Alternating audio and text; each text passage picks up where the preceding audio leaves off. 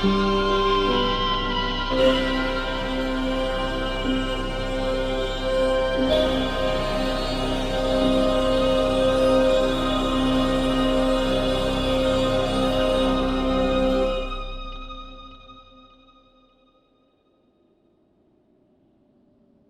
evening and welcome to Talking Till Dawn. I nearly forgot the name of the podcast there, Martin. It's been so long since we've done one, I'm not surprised. I know. Apologies to our listeners. There's been a little pandemic going on and we've had a few things we've had to move around, but we're back up and running again. We're back. And looking forward to jumping into a bunch of topics. How have you been coping, Martin? Yeah, I'm doing just fine. I don't want to say I'm having a great time because I know there's a lot of people who are suffering in a lot of different ways because of this, but yeah, I've been quite lucky in my circumstances, I think. I've still got an income, touch wood. That's good. I just touched wood. It was my head. There's a lot of open spaces around here, so I've been still able to get out walks pretty regularly for my once-a-day government-approved exercise. Been sitting out in my wee garden. My partner, she's here, so I've not been stuck inside on my own. I've been very lucky, I think, all things considered, and I have to be pretty grateful for that. That's good, mate. That's good. I'm waiting to hear back about potentially volunteering to help with some stuff in the COVID effort. Good man. It's to do with my work, so I put my name forward, so we'll see what happens with that. But yeah, it'd be good to be involved in something. How are you keeping? I am fine. If my daughter doesn't manage to murder me, everything will be fine. So yeah, I'm still working away, so as my friend said to me the other day, I have a problem if my life hasn't significantly changed since the pandemic. I think a lot of people are going to reevaluate a lot of things in their lives, I think, after this. I was supposed to be going to the US next month, and that's been shit canned, but... Okay, it's a shame. But, I mean, if that's all, if that's the limit of my inconvenience in this, I think I can consider myself pretty fortunate. Definitely. I'll say that and then I'll fucking get coronavirus and then I'll be miserable, but I do feel that you're right. It does make you see things in a different light. Yeah, it does make you reevaluate stuff. I think people will value certain things. Hopefully, the emergency services and food providers. Yeah, but also they'll value their families, and I think, like, talking to my neighbour today, he was saying that he's realised he's just been working too much. Mm-hmm. Yeah, and this has made him realise that although he says he would much rather be working to a degree, he's realised that he's going to sort of pull things back. Yeah. Anyway, let's keep everyone's mind off of the raging pandemic. It's going to be okay, everyone. We will come through it. And for now, let's talk about some very bizarre and strange goings on. But first, Martin, I think you wanted to say a few words. I just want to say hello and thank you to some of the listeners who've taken the time to write to us or give us a write-up on iTunes or send us a tweet or a retweet or what have you. We had lovely reviews from Jay Acker, Essie Remain, who I think is a long-time subscriber to the Ghastly Tales YouTube channel, I think, and BXBot. On Twitter, we've had support from Bridget Keeley, Manders, and among others, we were followed by Mark Polonia. Yeah, so this guy is one of the pioneers of zero-budget, shot-on-video, trashy horror, and when I say trashy, I do mean that with the utmost affection. This is a guy who'll shoot like a dinosaur movie on a budget of like whatever coins are in the car ashtray. Anyone who's into like B movies or Z movies should check his stuff out. Don't expect Kubrick, but yeah, the guy's a legend. Very much a kindred spirit to us when we do some of our Ghastly Tales stuff. I was made up when I saw he followed us. Fantastic. Speaking of YouTube, we had some great comments there too. Rinaldi, Horror Habit, Cash, Hannah Butterfield, Bitty, The Punisher, Nightingale, Simon Goundry, Claire O'Neill, Florian Bloom, Rhys Durning, Christy Fox, Kai Gottwald, Sonia Goffner, Fault Ferngoth. I should get his name right because he's one of our... Can't believe you got Falk's name wrong. Arlene LP, Brian Cooper, Alistair Call, Chipper Leon and the Prince of Sciatica. Hi to you all. What a name that is. Yeah, I got that right, but I couldn't get Fault Ferngoth. Sorry if I missed out on anyone. If you enjoy these episodes, feel free to tweet us at TalkingTill. Say hello on Facebook or the Ghastly Tales YouTube, and if you get a chance, you could write us a review on iTunes.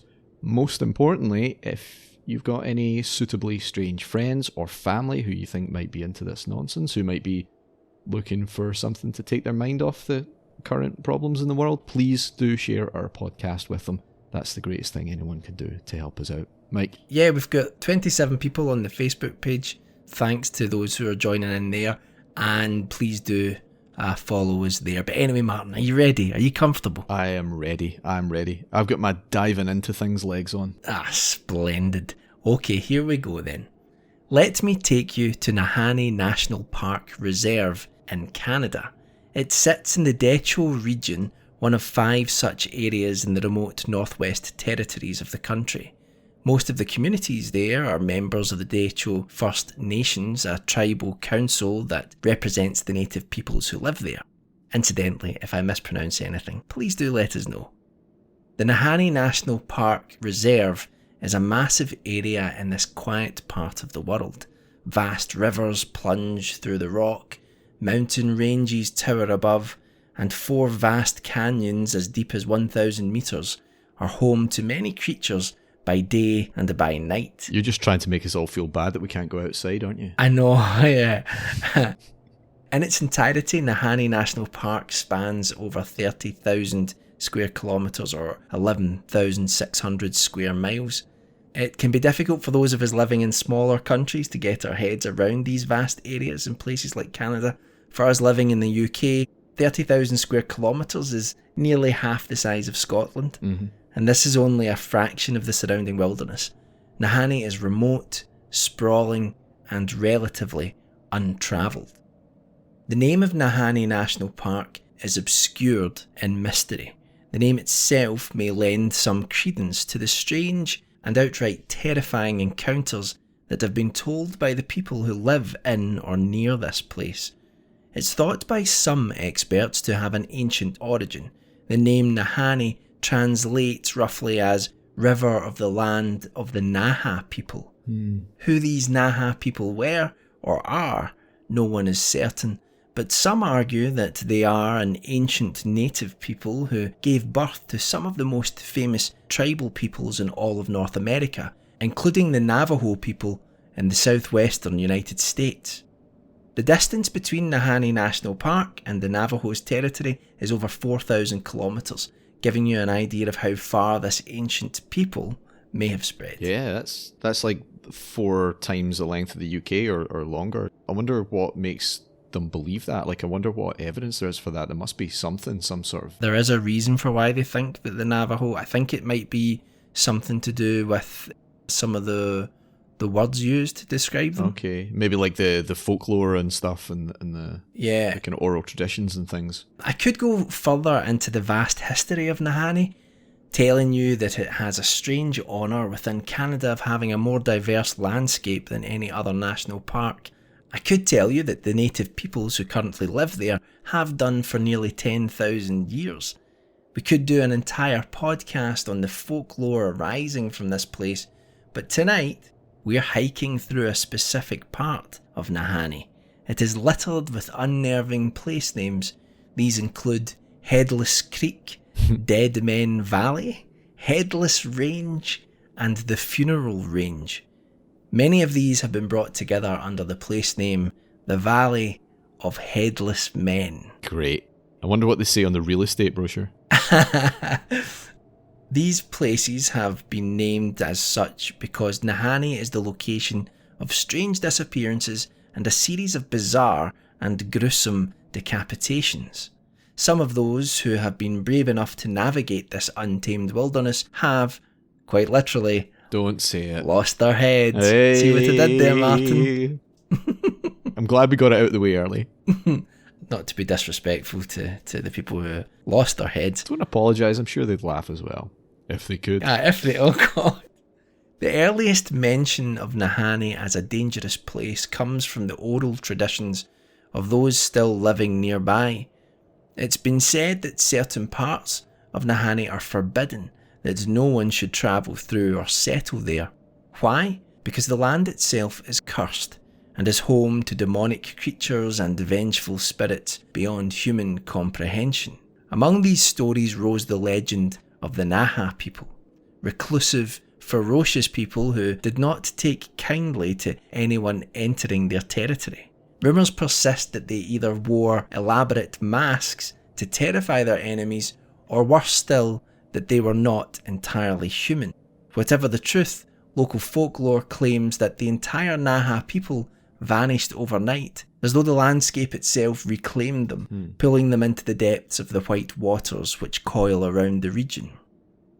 The conventional point of view is that the Naha people died out, perhaps through disease or starvation, but there is evidence of a disturbing kind, that they are still there, or at least something is still there, haunting the silent valleys and mountains of the area.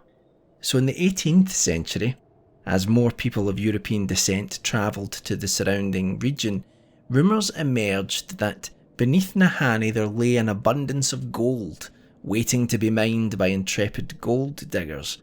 This created a gold rush, and so many travelled to the place in search of their fortunes. Yeah, because I saw, one thing I did see was there was rumours going around at the time that there was so much gold in the valley that you could literally just trip over it lying at the surface, that it would just be like lying around because it was so remote.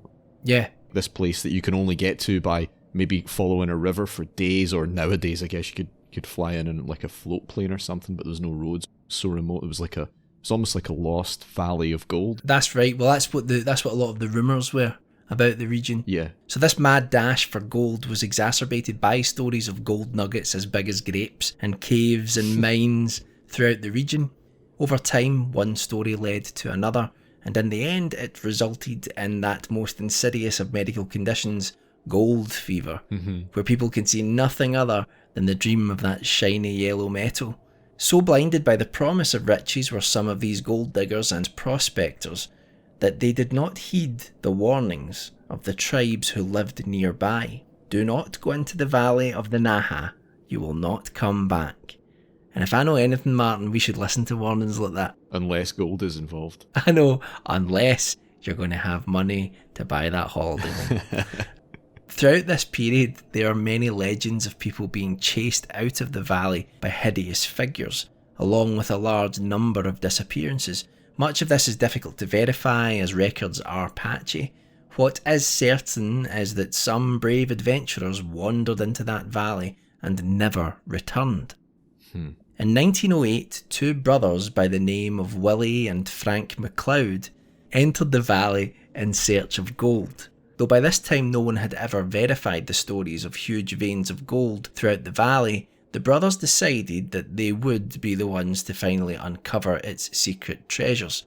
There's always someone, isn't there? There's always someone, Martin, that thinks, we're going to do it. We're going to be the ones. It's such a huge area, isn't it? So if someone says, yeah, up there's like a place where there's gold everywhere and it's like a tropical paradise, and someone goes and they don't find it, it's such a big area that you can go, well, maybe I just missed it. Maybe, keep going back, or other people will try it. And that, yeah.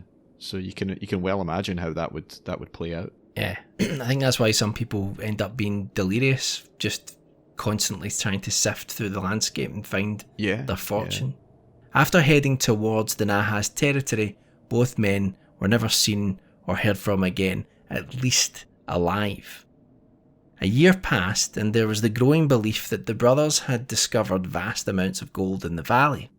They had then secretly moved in and out of the area, transporting as much as they could. This allegedly was done secretly so that no one else would find their gold. If you're carrying gold in and out of a valley, that's something. That's dedication. Have they ever definitively found gold in this valley, or is it only a rumour? It seems to me, from the research I've done, it seems to me that it's pretty much a rumour. However, there are little pieces of evidence that there might be something there, but we'll get to that. Okay. As to whether the brothers had been sneaking in and out of the area with gold, whether that was the case or not, no one knows. Perhaps they did move in and out of the valley for a time, or perhaps once was enough. What we do know is that eventually 2 bodies were discovered there. The bodies were found by a river, and their heads had been cut off at the necks. The heads were never recovered. Most assume that the bodies were of the 2 brothers, but this cannot be claimed with absolute certainty. And as you're going to see as this episode progresses, there are different accounts of how the bodies were found. Yeah, I mean, that's the thing. Like, I guess that's always going to be a problem in situations like this, where it's out in the wilderness, and the people who find them, I presume, are not... It's not like there's investigators at the scene who are able to give a good account of what was there. Maybe I'm just someone who watches way too many true crime documentaries. By the way, the Innocence Files on Netflix right now is fantastic, if anyone's looking for a recommendation. I haven't even heard of that, so I will be checking that out. Really good. But one thing you constantly see when you look at true crime type things is how much like a tiny detail can change the whole story. Overlooking one small thing could easily change a case from something, maybe something easily explainable, to a total mystery, or vice versa. Yeah. You've done all the research, but in the brief skim that I did through some of the online sources for this case before we did this podcast, I didn't see anything about the actual condition of the bodies in these cases. Obviously, finding a body that's otherwise intact, maybe a bit mummified or whatever, that's missing its head in a clean cut, tells a whole other story to like a body that's been obviously torn at by animals and has like a rough, jagged neck wound, or a pile of scattered bones that's missing its head and God knows what else, because I don't think anyone's counting, you know. Yeah. I wonder what kind of key information is missing, but anyway, go on. I also wonder if the writers behind Highlander read about these events, as you have people from the clan Mcleod having their heads removed. A central part of that film. But unfortunately, the real events have no Sean Connery pretending to be Spanish, though. But I think moving forward, we should assume cautiously that the bodies were the Mcleods. Yep. And there's a reason to think that, even though it can't be totally verified. But the question remains, who killed the Mcleods and what happened to their heads? There have been several explanations put forward for the deaths of the brothers. And from the sources I've read, there seems to be disagreement about how the bodies were discovered in the first place and their condition. Mm-hmm. In one account, it was the brother's uncle who headed into the valley to find his lost nephews. Right. If that were true, you can only imagine the trauma of finding your loved ones in that condition out in the wilderness. Yeah. Well, unlucky, but also quite lucky to find them in such a vast area. Well, they were found towards the head of a river. Right. So I think it may have been a natural section of the landscape where you would perhaps enter and leave an area. Ah, right. Okay. In another account, it was a random search party that found them. In a poem written by a guide named Niles Asphalt, which sounds like asphalt. I'm sorry for making a joke about your name, Niles Asphalt. It's okay. I don't think he's listening, Mike. But the name made me laugh. In this poem called The Mcleod Brothers 3, the account of the Mcleod brothers is explored in more detail. It states that the third brother, who was called Charlie, usually went on expeditions with them. However, on the trip to Nahanni, he declined and was replaced by a third person. This man was a Scotsman and was an engineer. His name seems lost for now, but we'll get back to that in a little while. But when the Mcleod brothers' bodies were discovered, the Scotsman was nowhere to be found. Bible John. Yeah, that's it. The poem also speaks of words carved into wood near the bodies. In the 2006 book Haunted Hikes by Andrea Langford, she states that there was a split wooden sledge nearby and that on it someone had carved the words, "We have found a fine prospect." She also states that none of the brothers' items were missing, so this seems to rule out a robbery. I'm not certain where these details come from, and it could be that they were made up by the poet. However, if it is true that there was a third man on the expedition, could he have murdered them and ran off with the gold? Or perhaps into the desolate surroundings, consumed by madness? And why would the murderer not take their supplies, especially in that desolate area? Yeah, the addition of the third party member, which I don't know is in any, or at least not in most of the other accounts, is almost like a really convenient addition because it gives you a suspect. Whereas actually I don't think in a lot of the accounts they don't have that. It was just the two guys, wasn't it, in most accounts? Most of them, but again, that as I was researching this, it was amazing. I thoroughly enjoyed doing it, but it just opened up because I found completely different accounts towards the end of my research, which we'll get to. But the Royal Canadian Mounted Police were actively involved in the search, and their rumoured report claims that the Mcleod brothers died of starvation. However, they were decapitated. So what process or thing could have removed their heads. So they probably died by starvation rather than being decapitated, but likely they were decapitated after death. Is that what you're saying? That's what the Canadian Mounted Police supposedly put in the report, Okay. although I have not seen the report. That's what I read from second-hand sources, that's what they claimed. Nahanni River guide Neil Hartling believes that the heads were probably eaten by a bear or other animal, but then why would the rest of the bodies be intact? I do know a little bit about predators, and some of them will go for they'll go for your insides, they'll go for the likes of your liver, just because of how nutrient rich they are. Yeah. So Neil Hartling also describes how the valley, even now, is inherently eerie, and that this is caused, in his opinion, by the strange weather patterns there. Because of a high ridge, he says that the fog can cover the landscape almost out of nowhere. Yeah. Could this dangerous weather have caused the Mcleods to have lost their bearings and maybe even been injured? It's interesting because, so these guys, they weren't seen for at least a year or longer, like nearly 2 years, right? Like 1 to 2 years anyway. Yeah. And then they found the bodies, and so the RCMP think that they starved. And the key fact is that they're missing their heads, but then you have to wonder, what else are they missing? Because, you know, any body that would be out in a wilderness area for a few days is going to have parts of it eaten off by animals, right? Yeah. You would think. We'll get to this in a little bit, but just to kind of answer that point, one of the accounts, several of the accounts of how the bodies were found was that they were inside sleeping bags. Ah, right, okay. But this has been contested, and we'll explore that as well. But if they were in sleeping bags, then their bodies may have been, you know, your head sticking out your sleeping bag, you know, so yeah. Who knows? Although that wouldn't stop a bear, unless they're afraid of sleeping bags. The thought has crossed my mind, and it is purely speculative, that the brothers maybe injured each other in a fight, perhaps both falling onto the rocky ground, knocking each other out, or causing other injuries, if you believe some of the accounts where they weren't found in their sleeping bags. With no heads to be found, these injuries remain hidden. However, and this will be a running theme of the region, one report, as we just mentioned there, suggests that both men were in their sleeping bags when their heads were taken. And this isn't the last time that will happen. Yeah. But this, you know, this is not where the story of Dead Men Valley, as some people call it, ends. Many believe that the Mcleods were punished for entering the territory of the mysterious Naha people. That these ferocious men or creatures came out from their hiding places and took the heads of the trespassers as trophies. Perhaps they even ate the insides.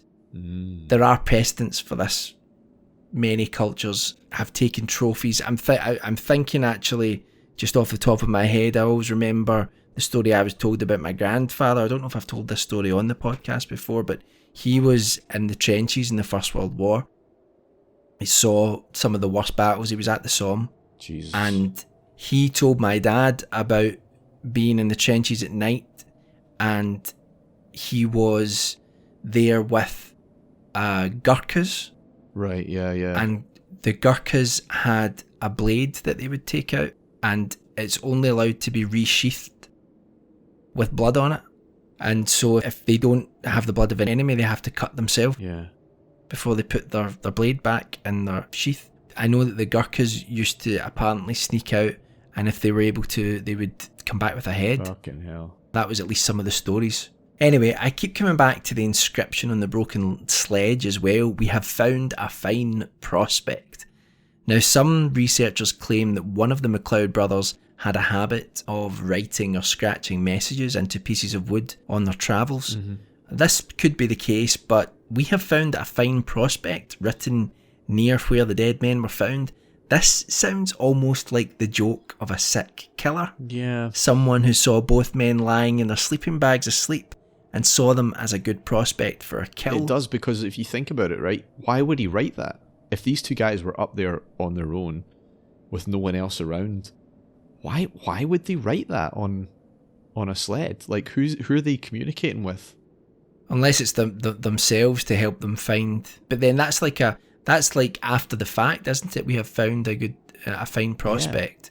It's as if they've been Make somewhere a mark else. in a tree or something that no one else is going to know what it means. Why write that? It's just, it does seem like if that was done, it would be done by someone else. very unusual, and some of the people who have researched this have said that one of the brothers did carve words into pieces of wood and things like that. So if that's true, maybe it was just a quirk, but it definitely sounds like a sick joke. Yeah. And the act of taking the heads, it's kind of like a grotesque parallel to the Mcleods taking gold from the ground. If the death of the Mcleods stood alone, it would be a macabre mystery, but just an isolated incident.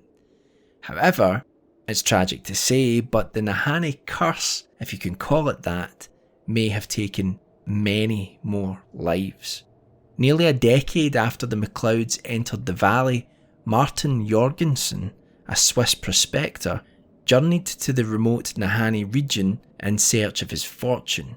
It was 1917, and while the world was engulfed in the brutal conflict of World War I, funnily enough that we just talked about there, Jorgensen headed into the deep, rocky quiet of the Nahas territory. While that war's going on, I'll just take a nice, safe hike up this river into the Valley of the Headless Men. Get away from the madness of mankind. People getting decapitated by Gurkhas and all that shit. None of that for me. Yeah. After building a cabin in the valley, he moved back and forth from the area to the nearest settlements outside, where he became well known by those living there. So was he a trapper or something? It was a prospector. Oh, right, okay, right. And again, I should state, what I'm telling you here is one series of accounts. Yeah. And we're going to analyse this a little bit further down the line, because there's other information that, as you stated, Martin, something comes in and it maybe changes the explanation you may have. Okay. But anyway, so all seemed well with Jorgensen, and to my knowledge, he did not report any unusual sightings in the Valley of Nahanni while he was there. However, when Jorgensen stopped visiting the nearest settlements to trade, suspicions arose that something bad had happened to him. In this part of the world at that time, starvation, injury and hypothermia were not uncommon. Many during the gold rush fell foul of the natural dangers hidden in the wilderness. However, Jorgensen's end was an unnatural one. His cabin was burned to the ground, with his body inside. Among the charred remains of his home, a burned skeleton was found. It was assumed to be the body of Jorgensen. However, identification was difficult as his head had been removed. Was he murdered by a competitor? Was his head eaten by an animal?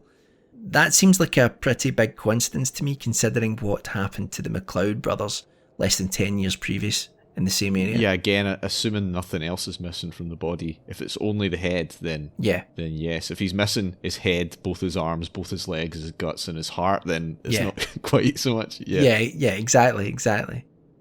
It seems more likely that someone cut his head clean off either before or after his body was burned, if, as you say, only the head was missing. Which presumably is the case, but you do develop that kind of skepticism when dealing with some of these things, like when you look at how stories can run away. Oh, absolutely. Assuming that that's right and that those guys were found without their heads and otherwise relatively intact, this guy's found burned to death without his head and relatively intact. And the fact of his place being burned down seems like that could be a malicious act as well, that would more point to an intelligent attacker rather than just animals. It's interesting, but when humans have tried to ward off settlers in the past, they often burned down the homes, so they were forced to leave. Yeah. Did the Naha or someone else burn his cabin as a warning to all others to stay away from the area? Less than 10 years had passed since the death of the Mcleods, and the thought does cross my mind, since the deaths were so similar, could we be dealing with a serial killer living in the remote wilderness of Nahanni and taking the heads of those he encountered? It's one possibility. However, 28 years later, death visited the valley once more. That seems like quite a long break for a serial killer, though not unprecedented. In a recent paper by Bwani Roy Chowdhury at the University of California, a gap in killings of up to 32 years was observed for a serial killer, though this is rare and could simply mean the gap between known killings. Up there in the middle of nowhere, we've got two reports, two guys being killed and then another guy being killed. We don't know what other random people who maybe didn't have people recording their movements maybe passed through and lost their lives, or maybe he was killing natives who the authorities wouldn't necessarily have followed up on that.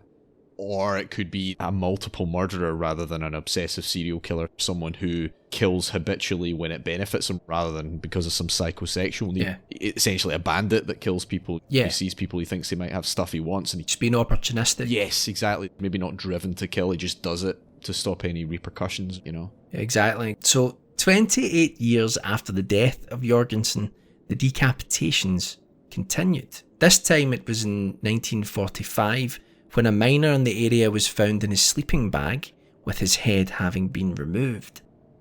With the body still being in the sleeping bag, that sounds to me like the head was once again perhaps removed as he slept, which is a terrifying... Yeah. As someone who has camped many times, I know you have as well, Martin. Yeah. That's a terrifying idea. Yeah, when you're in a sleeping bag as well, it's not exactly easy to get out of it and fight, you know, so... It's one thing if you're completely out cold sleeping, someone cleaves your head off with an axe and you don't know anything about it. But you would. That's the terrifying thing. You would. Your eyes would open and you would know that your head's just been lopped off. That's a personal hell. Definitely is. So this is consistent with the reports I mentioned of the previous deaths occurring during sleep. So does this mean that whoever or whatever has been removing the heads of those in the valley waits until nightfall? This would suggest something with nocturnal habits, either human or animal. It also lines up with reports surrounding the oral traditions in the area, which describe the Naha as mysterious raiders, as though they come out of nowhere, attack, and then disappear back into the wilderness, leaving no trace of their identity. I definitely think it's not out with the realms of possibility that until the early 20th century in this remote area there was maybe a barely contacted Amerindian tribe, you know, that was still in the area. I think that's not outside the realm of possibility that was maybe responsible for some of these. Absolutely. It's funny, the next line says, and it's not beyond the realms of possibility that up until recently, and perhaps to this very day, that the Naha people lived in the region. Some have suggested that this is because the valley is geothermally active, that there are geysers there. Now, when I was writing this earlier on, I was thinking to myself, geysers? Geezers? It's neither of those. What is it? The word geyser that we say in British English, we say geezer. In American English, they say geyser. Both of these words come from a particular geyser, one particular geyser that's in Iceland, that you can still visit. It's not actually active anymore. There's another one just a few yards away that is active, because like as the continental plate moves over the hotspot, the location of the active geyser changes. And this particular one is called Geyser. It's the name for that one specific geyser. So that's where the word in English comes from, this one specific. So technically it's Geyser, but in English it's geyser. In America it's geyser, I think. But you can say any one of those. Any one of those is fine. Okay, so we'll go with geyser then at the moment. So there are geysers there. I've got to say geyser. I say geyser naturally. I don't know what's wrong with me. Geyser is the American pronunciation. I know, but I don't know why I say it. If you say there's geysers there, people might think you mean there's... It sounds like little guys. Yeah, because that's... Now geyser. Yeah.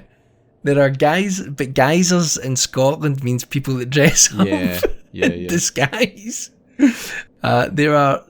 I'm going to say geysers. There are geysers there keeping parts of the area warm enough, especially if there are unexplored caves where groups could survive comfortably even during the harsh Canadian winter. On top of this, the valley itself may offer protection from cold winds, acting as a giant windbreak from the elements. Remember we talked about that high ridge that creates some strange weather patterns where the fog rolls down them. I do have doubts about the geothermally active thing keeping an area, the air temperature warm enough. You know, just from having been in Iceland, we went up to Thingvellir National Park, where the original geyser is. When it blows, that you see it, it's so cool. You go up to it and it blasts steam and everything's so high in the air, but it was bitterly cold. And there's only every so often these things go off, and you're just standing utterly frozen waiting for this thing to go. That sounds amazing. It was fantastic, but there's only a briefest moment when the smoke blows over you where you're like, that's quite nice, it's quite warm. You know, you couldn't permanently, I unless you built like a geothermal power plant, I don't think you could. Well, the only thing I would say about that is that the theories about the weather patterns in Nahanni is that there may be some, to the valley, that there may be some areas that are warmer than the surrounding areas. But microclimate. Yeah, so like, but the idea of people being underground, it's like this cave hypothesis, as I'll call it for now, isn't as unlikely as it sounds. In John Gunn's book, Encyclopedia of Caves and Karst Science, he highlights many large sinkholes in the area and large deposits of limestone, a material which often erodes or can be easily tunnelled through, which could suggest labyrinthine cave structures yet to be explored. In fact, the same book documents numerous relict caves. These are cave structures which no longer see consistent river flows through them. Right. In the book it states of the Nahanni area, and I quote, more than 200 relict caves are known, but most are sealed off. Of the networks which have been explored, one stretch alone weaves through the rock for more than 3 kilometres. Interestingly, in the same book, it's observed that there is, especially during summer months, an influx of warm air through some of these caves, raising the temperature significantly. Deeper than this, there is a known cave with permafrost in it, preserving the bodies of many animals, including 80 wild sheep. That is by no means an unusual find in 1964, and let me just say this is the most amazing job title I've ever heard. Explorer parachutist. Can you imagine that? What do you do for a living? I'm an explorer parachutist. That's unbelievable. What a job. Obviously just getting parachuted into regions that are difficult to get to. Fantastic. So explorer parachutist Jean Poirel dropped into the area. I hope he's got a jetpack for getting back out. Yeah. Subsequently discovering 250 caverns, the most impressive of which was Valerie Cavern, containing 116 sheep skeletons, many of them carbon dated to 2500 BC. Wow. It would be interesting to know if any of these animals contained evidence of hunting. Again, more speculatively, could similar unexplored caves filled with permafrost be used to store food indefinitely? A big fridge, Martin. A massive, massive fridge. I wonder how they got there. Like, maybe if they were being kept in the valley and then a big storm came and then the sheep all tried to shelter in the cave and then got frozen in there or something. Yeah, it's just a bizarre thing. And I guess weird things like that are often discovered in areas that are not, like areas that no human habitation for hundreds and hundreds of years. Stuff just gets left out in the open like that. I mean, that must have been a bizarre thing to stumble upon. Yeah. Bringing all of this together, the geothermal activity, potentially warming some underground areas, the unique weather patterns, and the almost certain existence of vast undiscovered subterranean caves as well. Could the Naha still be in the region, hiding in remote underground places? It's the descent. Coming out at night. It's the descent. Yeah, exactly. Coming out at night to hunt, perhaps even behead the animals and people found in the area. While the image of cave-dwelling primitive peoples was once popular, we know now that only a small number of people throughout history have actually lived in caves. However, there is a precedent. Pinnacle Point and Deep Kloof rock shelter in South Africa were inhabited from about 170,000 years ago. But what's more common than a permanent settlement is the use of caves as a sanctuary, such as those in Qumran, Israel, where people fleeing persecution from the Roman Empire 2,000 years ago hid, also storing the Dead Sea Scrolls as a record of their beliefs. Yeah. Even today, and I can't get my head around this number, this doesn't seem real. 30 million people in China currently live in cave homes because... Oh, I've got to see a picture of this. Yeah, 30 million people in China currently live in cave homes because they are warm in winter and cool in summer. Oh, no way. Yeah, right, okay, so these are like, they're more like houses, but they're like chipped into the rock face, but that's not 30 million? 30 million? No, that's unbelievable. Like, I think maybe like a few outliers, but 30 million, that's like the population of Australia. Yeah, it's crazy. Funnily enough, you're talking about Australia, in Cooper Pedy, which could be an episode on its own, miners and their families have carved out homes for themselves beneath the Australian town to escape the searing heat. Even here in the UK, the rock houses of Kinver Edge in England were used up until the 1960s by those wishing a more reclusive life. Wow.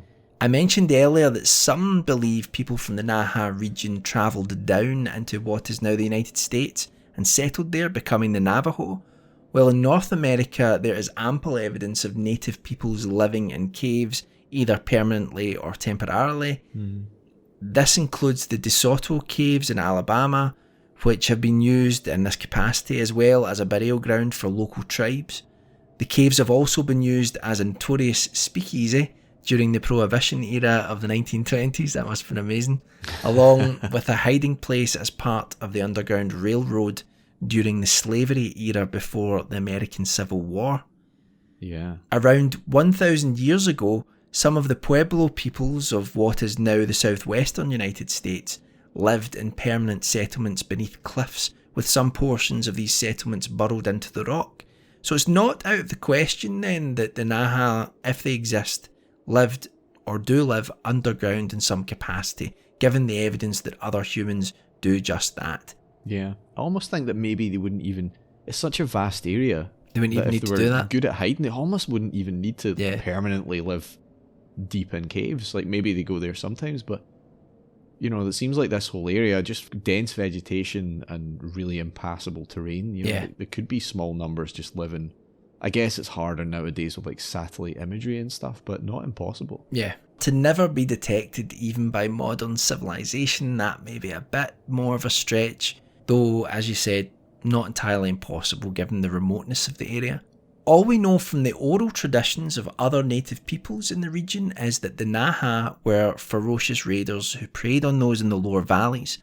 In one story, the communities who were victimised banded together and then poured into the valley to confront the Naha with force. However, when they got there, they found the Naha settlements and their teepees and other structures were abandoned. Their fire pits had gone out, although they were clearly once used. Right. Did the Naha see their enemies coming and retreat underground? Could this fear have translated into a cultural memory, where future Naha generations were told to never stray far into the lowlands and to remain mostly within the safety of their cave networks? It makes for a compelling story, that's for sure, but with no real evidence for that, we have to file that under speculation. While we're on this speculative route, are you ready for something even more outlandish, Martin? I am prepared. Are you prepared? My ears are ready. So, the Zhoukoudian cave system in China has been inhabited for periods across the last 750,000 years. It has and continues to be the site of priceless archaeological finds, the most famous of which was dubbed Peking Man. Discovered between 1929 and 1939, this was actually a collection of bones rather than one skeleton, consisting of broken mandibles, teeth, and shattered skulls. This is definitive proof that other human species used such caves extensively. Incidentally, those fossils vanished mysteriously, which again we'll probably explore in another episode. They got up and walked out, just like that story you wrote. That's right, bits and pieces. There are many examples of other hominids using caves. We know that Neanderthals travelled deep into caves in southwest France. Yeah. And there is, albeit controversial, evidence that they built strange structures inside there, far away from the sunlight. An even more controversial theory is that Neanderthals were nocturnal hunters, an explanation for why their eyes were so large, allowing them to see better in low light. And there is evidence that Neanderthals carried out a strange defleshing ritual where they removed the ligaments and other tissue from the skeletons of animals and even other members of their own species. Would this have involved the removal of the head? Of course, what I'm getting at is, could the stories of the Naha be the last surviving pocket of other hominids adapted to live in the caves? So the idea of Neanderthals reaching North America is not widely held, but in 2017 a paper was published in Nature suggesting that hominids had reached the Americas at least 130,000 years ago.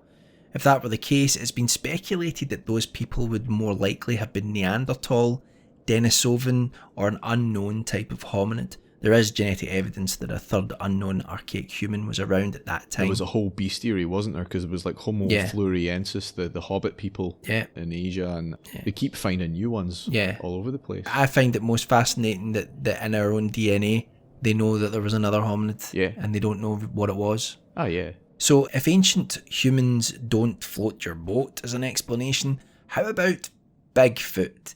Hey. We know that Gigantopithecus, a huge ape that may have grown to a staggering 3.7 metres or 12 feet in height, spent time in caves, though this was in China, so that's a little bit of a distance.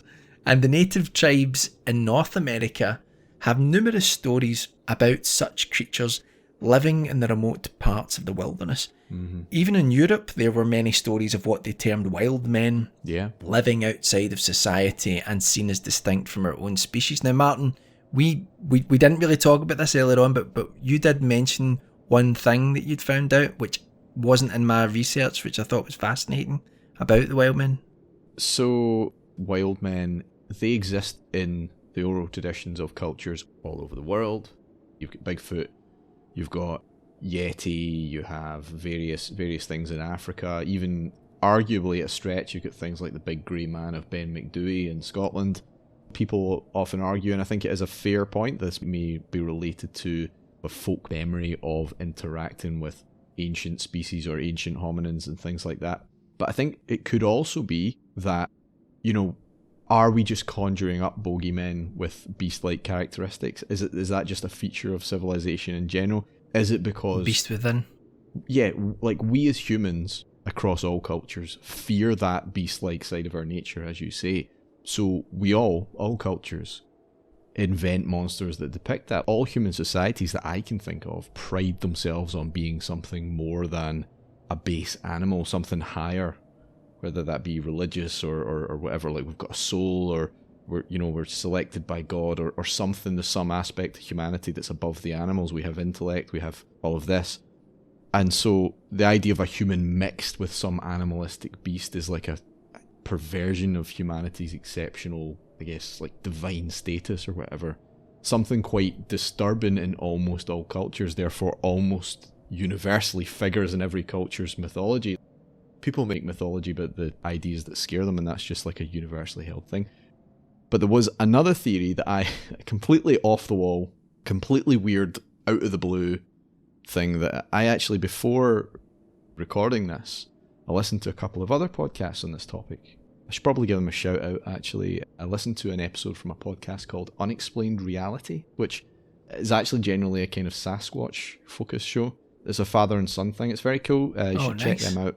The other one I listened to was the Hotcast, episode 195, and in that episode, one of the guys, sorry, I forget their names, but he suggests his theory that at least some of the imagery of this oral tradition about the Naha people might have come from a centuries-old, passed-down cultural memory of encounters with not beastmen, not wild men, not Neanderthals, but Norsemen. Vikings, Michael. That's amazing. Now, we know from the Norse sagas that settlers from Iceland and Greenland settled in lands to the west, what they called Vinland or Vineland, what we'd now call Newfoundland, down the Gulf of St. Lawrence, New Brunswick, on the eastern seaboard of Canada, so thousands of miles from where we're talking about. But we don't know how far west they went, if some of them maybe ventured that far west, either by land or through the Northwest Passage maybe. Or did some of the tribes of the area hear of them maybe indirectly through trade or whatever? Now, Vikings are obviously well known for their shock attacks, for raids, where they would literally burn villages with what would have been strange weapons to the Nahanni people, maybe even gunpowder. Yeah. With helmets and armour that wouldn't have been anything like... Definitely fits some of the stories about them being perhaps masked. I think it's possible. I mean, I don't think the Vikings necessarily wore masks as such, but they would have worn helmets that covered parts of the face. Like down the bridge of the nose and around the eyes and stuff, so that could be a mask. So what you're saying is there's a group of Vikings living in an underground cave? Well, then that's another thing that it then potentially matches with. When they go to their camp, they're gone. Now, that could just have been a raiding party that went inland and maybe over the course of a couple of years just worked their way west, and then once they've thought these people don't have anything we want, they've no gold or whatever, retreated back east or something. You know, maybe the Vikings, like the more modern adventurers, heard that this area had gold. Yeah. Maybe they heard from people, you know, obviously there were trade networks among the Native Americans. Maybe word got to reach people on the eastern seaboard where the Vikings landed. Or maybe the Vikings turned up and then the real Naha came out. Finished them off, yeah. Got rid of them, but there's stories of the masks involved in there somewhere. You know, that's the thing. And again, maybe it doesn't explain the whole thing. Maybe they already held a belief in an evil force or an evil tribe or whatever, and then some Vikings showed up and they're like, oh, here they are. This just proves it. The details of that maybe get... Who knows? You know, I mean, these kind of stories, it's like Chinese whispers times a million. Yeah. There could be so many influences from so many things. And Naha whispers. So there's maybe aspects in there that are completely fantastical, and then there's some details that actually point to some genuinely surprising and interesting things. Could be. I'm not saying it's definitely Vikings, but it'd be cool if it was Vikings. But it's Vikings. It's Vikings. Alien Vikings. In his book Haunted Canada, Joel A. Sutherland describes how some local oral traditions in the region attribute not just the beheadings in the valley, but also the disappearance of the entire Naha people to a fearsome creature known as the Mcleod. This large Sasquatch-like creature is thought to inhabit the region and is said to be over 400 pounds and 8 feet tall. Sutherland suggests that if such a creature exists and is present there, it could have wiped out the Naha and attacked anyone who enters its territory. Further still, Sutherland mentions that some tribal people in the region believe that the Valley of the Headless Men is home to an undescribed, completely unknown evil entity. No one has seen it, no one has encountered it, because if you do, you don't live to tell the tale. Maybe your head disappears. Yeah. I would dearly like to go into Wendigo mythology here. Oh, yeah. That's a mythic creature, and it might work as an explanation for what allegedly haunts the wilds of Canada. But we're going to do an episode, probably a number of episodes specifically on that at some point, so I'll leave that for now. Suffice to say, the madness which consumes people in the wilderness and what may lead to that is of interest to those exploring all possibilities here, and we will touch on that aspect as we move on. But let me give you another explanation, and one that doesn't rely on a mysterious lost tribe or the simple predatory habits of animals. You know, when we research these topics on Talking Till Dawn, it's often at the end of the process where we find something absolutely pivotal, as we were talking about earlier on, that's been left out of most accounts. I'm desperate to hear what this is, because you told me you discovered something really big at the end, and you haven't told me what it is yet. Yeah, so the end of my research, this is where the podcast should have ended, but at the end of my research, I found a book called Amazing Flights and Flyers by Shirley Smith Matheson. Okay. This is a fascinating book about incredible real-life stories attached to aircraft pilots. You wouldn't expect to find something about Nahanni here, but nonetheless there is a fantastic chapter on it with critical information left out of most other accounts I've read. Tell me! So first of all, Matheson states that she's found 25 unexplained missing persons cases there alongside the headless corpses I've already mentioned. In Matheson's account of the Mcleod Brothers, remember those were the two brothers who were found headless looking for gold? Yeah. Matheson's account contains important details that I haven't read anywhere else. For starters, the writer names the rumoured third man that we heard about in the poem. Oh yeah, right, yeah. The Scottish engineer. And Matheson names that person as Robert Weir. Not the Kurgan. Yeah. Secondly, it was their brother Charlie, according to Matheson, who discovered the Mcleod's bodies, not their uncle, nor a search party, their brother. Right. Who normally went on other expeditions with them, but didn't on this occasion. So they never came back and he was like, I'm going to go find them. Yeah. And Matheson also describes that the bodies were in far more disarray. This is what we were talking about earlier on. Okay, right. She states that the remains included 2 sets of arm bones, 2 pairs of feet, and this is critical, 1 lower jaw. So I'm not sure if that technically means you're completely headless. I don't know if we'd say the jaw is part of the head. Headlight, but not headless. Yeah. Furthermore, Matheson claims that a 3rd body was found. Right. Miles away on the headwaters of a tributary to the South Nahanni River. Right. This body may have been found actually before, but had died after, if you know what I mean. Okay. But found before they discovered the Mcleod Brothers. Right. But may have died after the Mcleod Brothers. It has been speculated that this body was Robert Weir himself, and all we know is it was described as being a partially complete skeleton. So that may mean that the head was also removed. Yeah. But what else is missing? Yeah. This is unclear. Then Matheson really turns things on its head. So we had this timeline of these different cases, and loads of different sources that I've looked at have all had this one timeline. And again, we don't know if it's a case of Chinese whispers when you're looking at blogs and things like that and online articles. Things get lost over time and mixed up. Yeah. And that maybe Matheson went and got a lot of the source files. I don't know. But it's certainly her chapters, so well written. So Matheson says that... She says that the body in the cabin... Remember the one that burned down? Yeah. Nearly 10 years later. She says that that was not Martin Jorgensen. Right. He was actually found dead in 1915. So that was 2 years earlier than other reports have said. 70 miles from where the Mcleod's remains had been discovered. His head had been definitively removed. Right. The man in the burned down cabin was actually Charles Taylor. His body was discovered in 1927.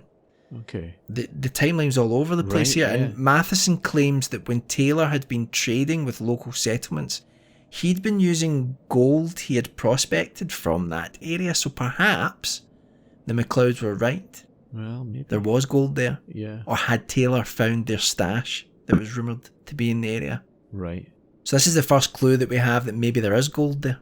Yeah. I mean, that kind of changes everything, doesn't it? Because it becomes one definitive decapitation and some general mutilation that it's not necessarily a lie that people were found without their head, but it's not really the full story. People were found without their lots of things. Definitely. I mean, Matheson provides great notes on a whole list of people who came to an untimely end in the Nahanni region.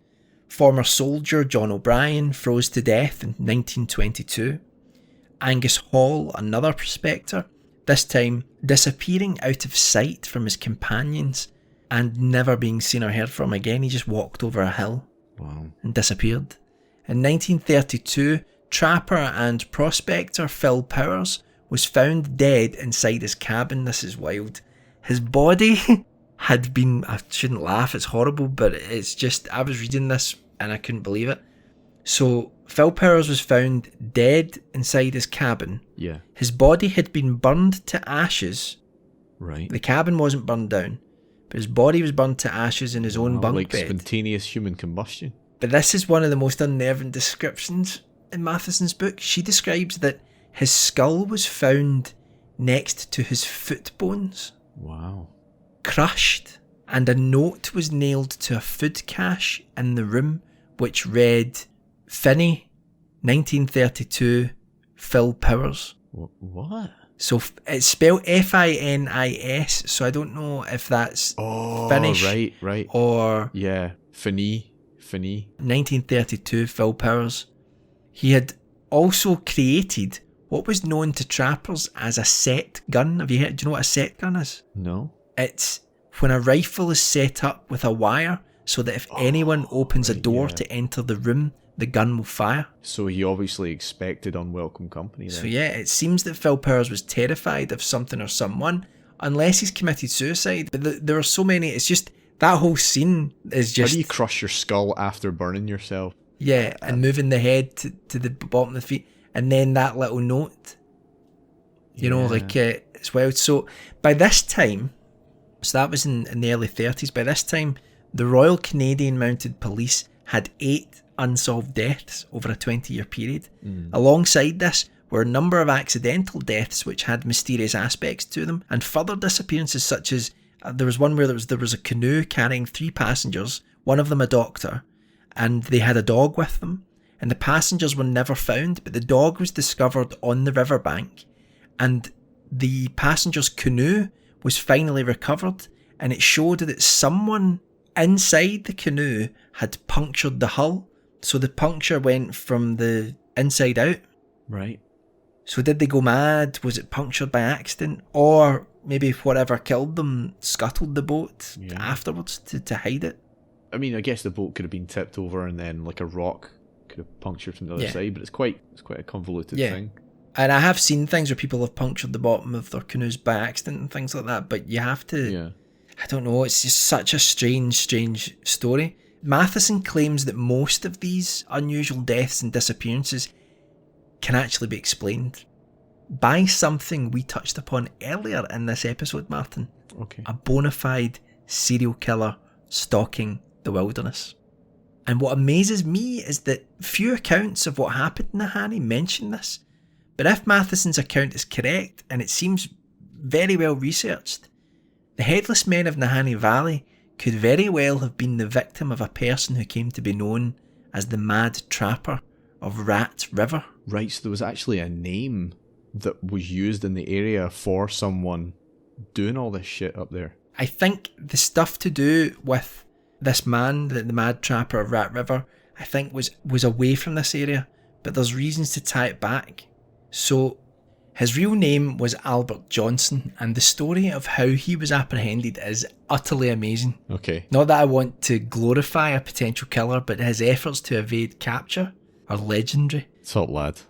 No, the efforts of the law enforcement were legendary as well, even more so, but it's just an incredible story. So it started with a dispute between Albert Johnson and other people in the area where he had a cabin, and he was tampering with fellow trappers' traps. He was like hanging them up in trees and moving them, and so the police hiked to his cabin, and when they did, they found him just staring out of the window and not responding to the request.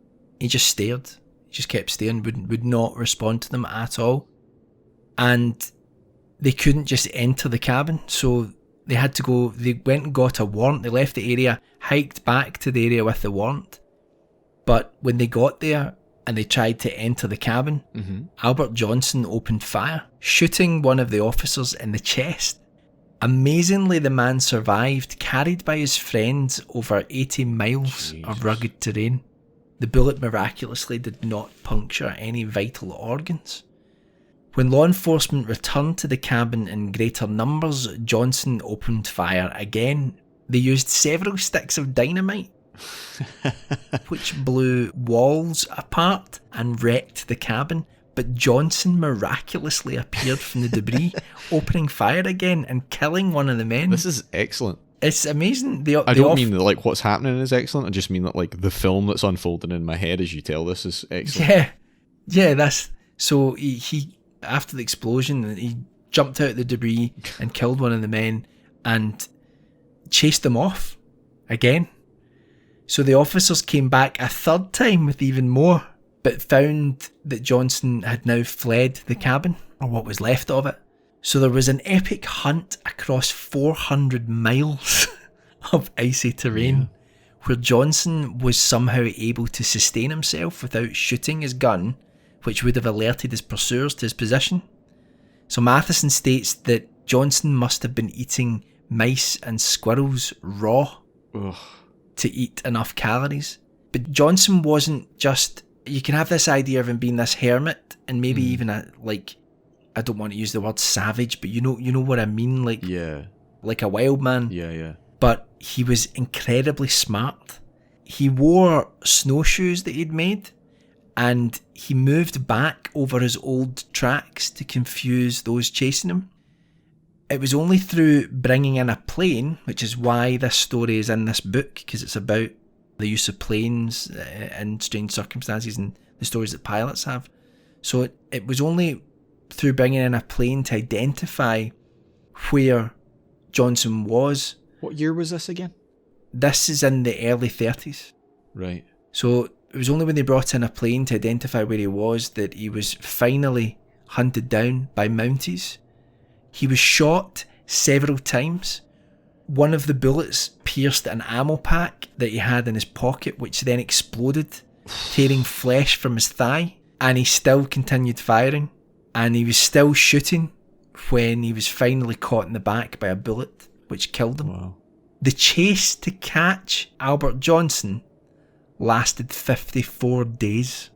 Now, why would someone like Johnson refuse to surrender?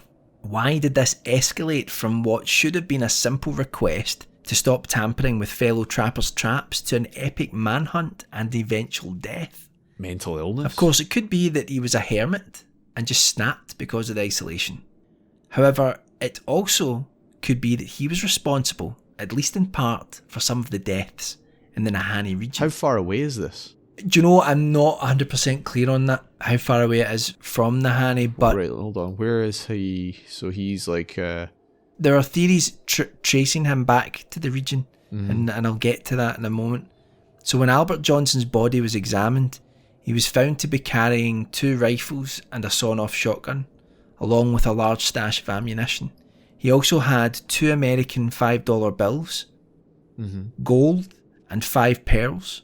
He also had 5 pieces of gold teeth fillings. Whoa, okay. Which were not his own. Could these have been removed from his victims? Like trophies. And is this the reason that he removed some of the heads? Gold prospecting of a different kind. Yeah, fucking hell. One problem with this theory is that Albert Johnson had reportedly only been in the area since 1927, sometime after the deaths of the Mcleods and some of the others, but in the time when some of the others had died. So Matheson and others have speculated that Albert Johnson was actually not his real name, but he was a man named Arthur Nelson, right, from America, who lived just 40 miles from the headwaters of the South Nahanni River.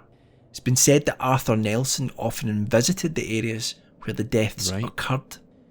Matheson's theory is built upon the work of Dick North, who, in his book The Mad Trapper of Rat River... Are you laughing at Dick North? Yeah, it's brilliant. Poor Dick. You must get that a lot. In his book, The Mad Trapper of Rat River, he theorises that Johnson and Nelson were the same person. Right. Given Johnson's clear intelligence for evading capture, he may have removed the skulls of his victims so that investigators would not notice the missing gold teeth or fillings. Then, animals would scavenge the bodies, leaving the impression that they had either died of natural causes or by an animal predator. Interesting. Funnily enough, this is a conclusion many still have to this day, showing how successful Albert Johnson may have been. So looking on Google Maps now, the Nahanni National Park Reserve, Canada, from the edge of that to the Eagle River is about 750 kilometres. Sounds like a long way, but really in the scale of Canada, they're not that far apart. They're still in the same general area. They're in that upper left-hand corner of Canada, shall we say? Yeah. Given the scale of the region that he covered when he was being chased, it seemed he was quite mobile over that area, so I don't think it's impossible that he... I think a big part of it was that the things that they found on him, some of the pearls, some of the gold fillings, that they felt they were other people's, and they'd got them somehow, and he was carrying them on himself. So, like I say, Dick North, don't laugh, his book states that he was this guy, Arthur Nelson, but where his theory kind of falls down as a complete explanation is that he believed that Albert Johnson or Arthur Nelson was actually a Norwegian man, right, with the unusual name of, get ready for it if you liked Dick North, here we go, Johnny Johnson. Parents, if you have a last name, please don't give your children the same first name. They might start cutting people's heads off because of the psychological damage. When I was a wee lad growing up, I didn't go to this, but apparently there was a very well-known karate instructor called Alistair McAllister. Oh, dear Lord. I mean, it's a pretty good name, to be fair, but... I knew someone who knew someone called Lachlan McLachlan. Why would you do that? I don't. Yeah. In any case, Johnny Johnson was a known criminal, robbing banks and stealing horses. I thought Robin Banks was another guy. He was born in 1898, if records are correct. That would make him far too young to have been the killer of the Mcleods, for example. Johnson's body was exhumed and tested in 2009. There's a documentary about it apparently, so I might need to check that out. His body was exhumed in 2009 in an attempt to ascertain his identity. Mm-hmm.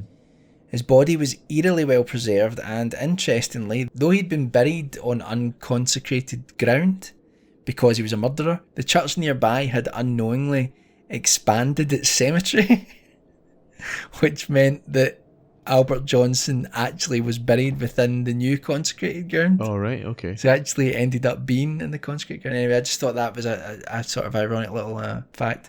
So a DNA test did not reveal his identity, but isotopes in his teeth suggested that he was not Canadian, right, and had either grown up in the Corn Belt of Midwest America or in Scandinavia. Right. So they concluded that he was in his 30s when he died. The picture of his corpse is pretty grim. Yeah, I've seen that. It looks like he's pushed up against a window or something. Yeah. Permanent grin on his face, making him and his story all the more compelling. Depending on the time he moved to Nahanni or visited there regularly, it's possible he was to blame for some of the later beheadings and deaths, perhaps even using the previous beheadings as the perfect cover for his own murderous robberies. Yeah. However, another problem with the Albert Johnson theory is that after his death, more strange disappearances occurred in Dead Men's Valley. In 1936, 2 trappers disappeared completely near where the Mcleods died. They had built a cabin, and, like others before them, the cabin was found burned to the ground. Their bodies were never found. I think it's worth mentioning, though, there might have been more than one Albert Johnson type out there. These far-flung areas where you've got trappers, you get people in the middle of nowhere or just going through the wilderness. A lot of the people that those kinds of far-flung places and those kinds of difficult, isolated jobs attract, are maybe outlaws, are people who are looking to up sticks and get away from trouble, or people who have social issues, they don't get along well with other people, they want to be away. People who want to maybe do things that they can't do under the watchful eye of the law. Yeah. And if you watch documentaries about some of these really remote settlements in Canada and Alaska that are hundreds of miles away from the nearest civilization, and you see the kinds of stuff that goes on and the kind of strange people that live in these places. I'm not saying everyone that goes out there is like that, but there's a lot of crime, there's a lot of dark shit going on under the surface, and it may well be that this Albert Johnson is responsible for a number of them, but he's not the only one. Yeah. And it may just be that this area develops such a reputation that people are noticing and taking notes more of what goes on there than they are in other areas where there's maybe just as many. Yeah, no, it's a great point. There are several other bizarre stories as well, and Matheson's book is well worth getting for just that chapter alone. What's it called again? It's called Amazing Flights and Flyers. Okay. The so-called curse of Nahanni has continued on for many years after the death of Albert Johnson. There have been plane crashes, missing documentary filmmakers, and even one horrid episode known as Starvation Cabin, where 5 men were stranded in the area, one of whom killed himself with dynamite. Well, if you're going to go out with a bang. So what's the truth behind the deaths in Nahanni Regional Park? Animals? Exposure to the elements? Or is there a more macabre explanation, such as one or more serial killers in the region?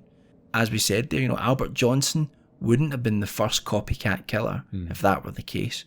Perhaps the original killer of Nahanni was simply never apprehended.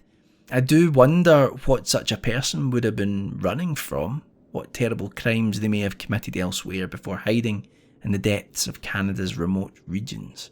Or what of the curse? Did the Naha and others perish at the hands of some unknown, malevolent, evil agency? It's an unnerving thought, though for me, the unlikeliest one. And what if the Naha themselves, that tribe who vanished long ago from the area? I'd like to leave you with one final thought on that. During the colonial era, and even recently, it was popular to depict tribal peoples as uncivilized and murderous. This was one of the many excuses used by industrial societies to, well, later industrial societies to drive them from their homes. Could the Nahanni stories be a similar tale? The deep fear that modern civilizations have of those living a different life, the ultimate fear of the other, and going one step further to depict them as inhuman and perhaps even monsters of the wilderness? Mm-hmm. Or does industrialized man fear the call of the wild? Should it truly consume us and undo our arrogant belief that we can stem the tide of nature's insatiable appetite?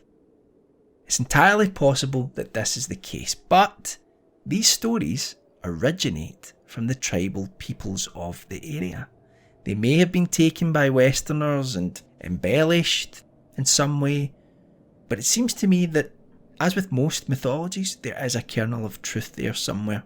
Perhaps the Nahanni really did exist, and maybe they still do, undiscovered and hidden from modern eyes, lurking in the deep caverns beneath Nahanni, or as many still call it to this day, the Valley of Headless Corpses. What do you think, Martin? Yeah, it's just a fantastic, fantastic story. Not even a story, it's just such a fantastic region of so many strange things, and I would love to go there. Would you go there, Mike? If someone came up to you and said, maybe not play, I know you don't like flying, right? We're going to teleport you the Valley of the Headless Men, and you can camp out there for a few nights. Would you do it? I would love to. I would love to take go the chance? There. Yeah, I'd also take a gun though. An iron neck brace. Yeah, I'd sleep in a steel tent. Yeah, I'd go in a heartbeat. I think it would be amazing. What interests me though is that the idea that you can almost take whatever you like from the explanations, and any one explanation that you pick doesn't necessarily preclude the others. Yeah. If you think about, like, okay, let's say the Viking idea, however outlandish that is, that doesn't, no one's saying that there's Vikings running around beheading people nowadays. Aren't they saying that, Martin? Maybe they should be. Aren't you saying that? Maybe they should be. But if that guy is a serial killer and he was operating in that area, that doesn't say that there weren't other people doing the same thing. That doesn't say that there maybe weren't some remnants of this tribe maybe doing stuff there. But, you know, who knows? But yeah, it's just more just like such a fascinating area. It's almost like any one of the events that you've covered tonight could almost be its own episode. Yeah. It's such a rich source of... It's like the Bermuda Triangle or something. Yeah. Yeah, I had to like cut this short because it would have ended up being 2 or 3 episodes, and maybe we'll return to this in the future because there are some other events that took place there that are worth looking into. But I hope we've given people a good comprehensive look at the Nahanni legend, and I found it absolutely fascinating. But if my eyes don't deceive me, Martin, it looks like the sun is coming up. We'll see you all soon, guys. Take care.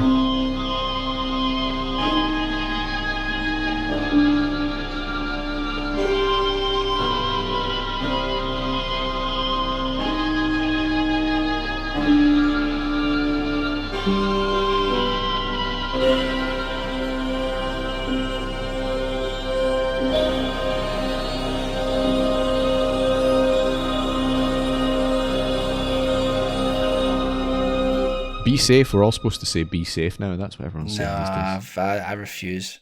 Be safe. No, I have said it to people, but then now people say it all the time. I've stopped saying it. You're the hipster of all this. Yeah. I don't say be safe. You were doing it before everyone else. Thought it was cool. I say be dangerous. Sometimes I say be delicious. Go and lick doorknobs in public places. Yeah.